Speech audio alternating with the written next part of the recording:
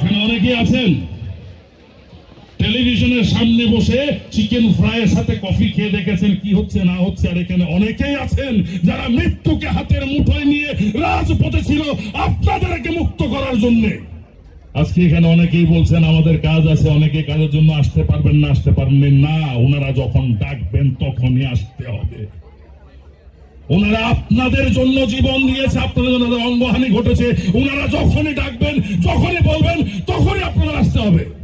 আজকে যদি প্রতি মাসে পঙ্গু মুক্তিযোদ্ধাদের ভাতা দেওয়া হয়, 71-এর পঙ্গু মুক্তিযোদ্ধার ভাতা দেওয়া হয়, তাহলে আমার দাবি হচ্ছে 24শে আগস্টের এবং বিগত 17 বছরে যতগুলো আন্দোলনকারী মানুষ পঙ্গুত্ব বরণ করেছেন তাদেরকেও ভাতা দিতে হবে প্রতি মাসে। তাদের জন্য একটা সেল গঠন করতে হবে, একটা মন্ত্রণালয় গঠন করতে হবে। এককালীন কিছু দিয়ে দিলে তাদের মানবো না আমরা। তাদেরকে সারা জীবন তারা যদি বেঁচে থাকবে, তারা যতদিন পঙ্গু হয়ে থাকবে, তাদের সকলকে সারাটা জীবন তাদেরকে সরকারি পৃষ্ঠপোষকতা তাদেরকে মাসে মাসে তাদেরকে ভাতা দিতে হবে।